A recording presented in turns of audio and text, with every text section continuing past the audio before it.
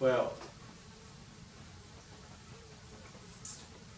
I don't know where do we start sort of video. Just want to bring some attention to this deer problem webinar thing that's going on online on like the 21st November. I think it'd be easy for a lot of misinformation to be spread. It's not a good thing for like the deer or the hunters particularly either. And I could see this sort of event being very one-sided, with like some sort of blanket solution. I think we've got to look at some of the facts here about the deer problems, or the areas where the deer are a problem. What I'm going to try and explain in this video is that the deer are concentrating in areas, particularly in areas where there's no hunting. So what I want to try and do in this video is just show how there may be deer problem areas. A lot of these areas you'll see very much so are private property that are not getting shot, or they're laying pretty dormant, or vast area of properties which aren't shooting. This is allowing the deer to sort of come in and relax, thus come from the back country over into these quieter properties, leases and or reserves and such. I think a real obvious one here is the Yarra Ranges area.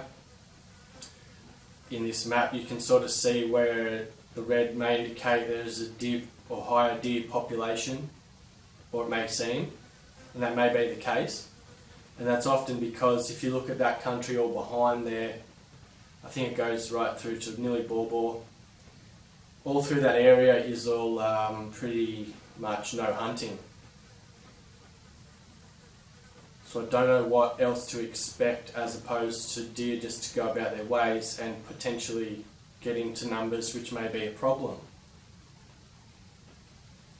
If you look from that green line out towards the east, that is more open hunting areas where there's a lot of traditional hound country.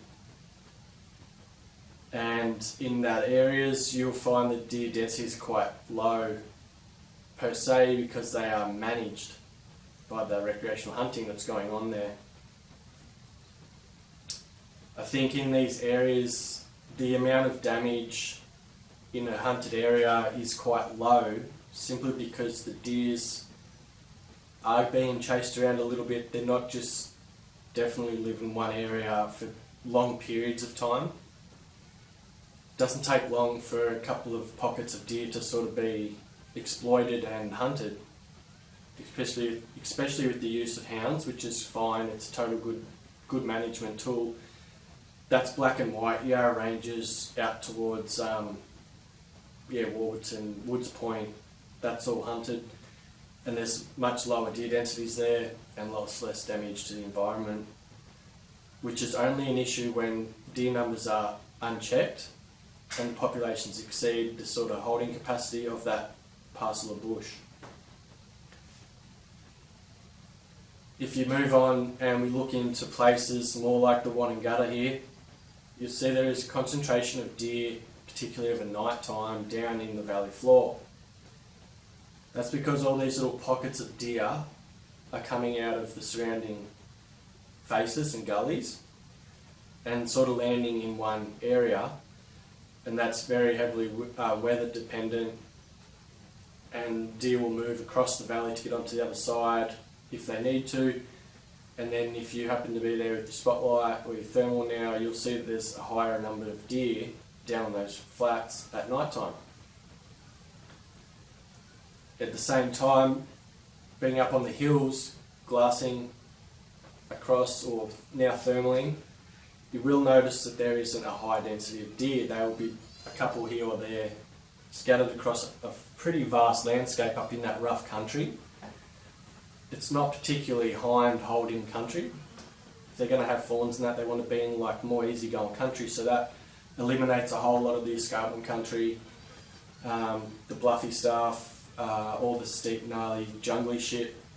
They're going to want to prefer that somewhat nicer or improved pastures, which is what we might see over in this Crooked River Valley. You've got the nice improved pastures, you've got the deer living up on the bush. They don't need to go too far away, so there's a higher concentration or a higher density of deer in that fringe area.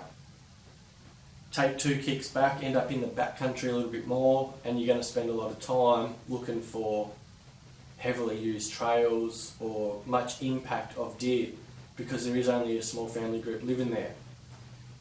The hinds mostly, you might see a higher herd of about 8 deer. I reckon that's a pretty high population in one group, living, not just feeding over night time, but like living together. They'll pretty soon branch off after that and just create little 4 groups, and that's how you get your spread of these deer.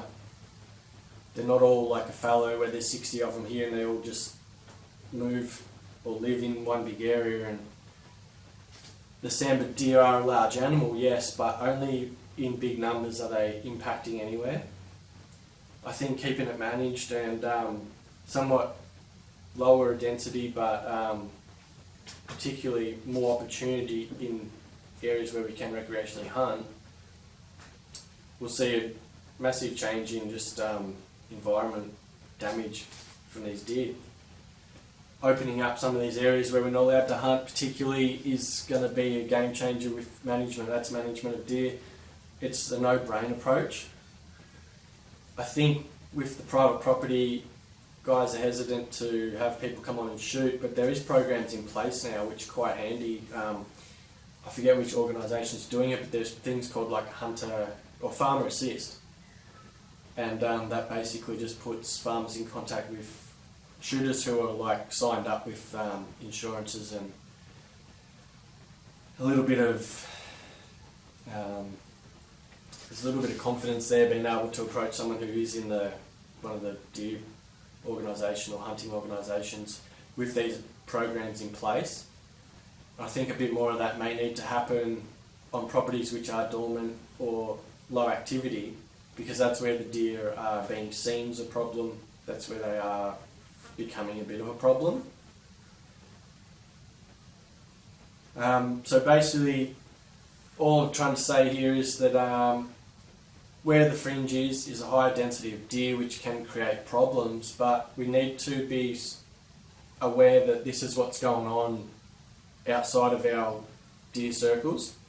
There are groups that are really trying to push like pest status and a lot of no more hunting, but are whinging about the deer on such scale that the government's actually funding millions of dollars into it. And that doesn't sit right regarding public land recreational hunting area, and it doesn't make any sense to be spending so much money in areas where we cannot hunt, like the Bogongs, the Yarras, etc., when there's about 50,000 licensed hunters that are all pretty much chomping at the bit to get the deer, and would love nothing more than to help out in some sort of management program. Too many chiefs, not enough Indians, maybe something like that is going on. And to be a little bit negative on it, I am aware that everyone is sort of seemingly wanting to kill the deer and are treating them more like a pest.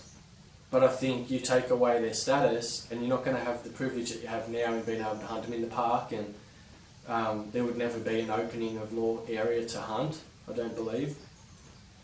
And I could only see fees sort of going up higher to probably combat some of this culling that's going on.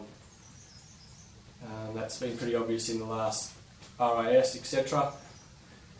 So I just think time to sort of maybe start being a bit more proactive in asking some questions and seeing maybe where it is going. Otherwise, are we just sitting back waiting, like holding the curtain open, trying to hold it open, until it's just consistently closing tighter and tighter, and we're just seeing more and more darkness on the bloody hunt front.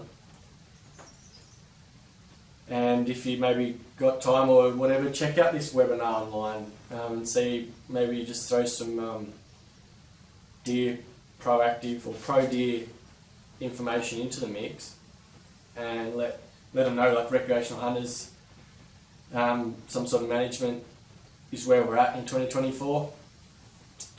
Gone are the days of trying to get rid of everything, and I don't think it's viable to keep funding millions of dollars into the helicopters, because it just doesn't seem to be.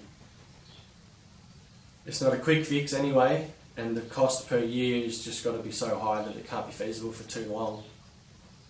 I understand taxpayers and bushfire donations have bumped that up the kitty quite high, but I just can't see it going on for too much longer. So there has to be some sort of discussion soon about deer management, legitimately. Otherwise, we're not going to have that much to hunt, really. Like, it's going to be, like the old days where there was bugger all deer. And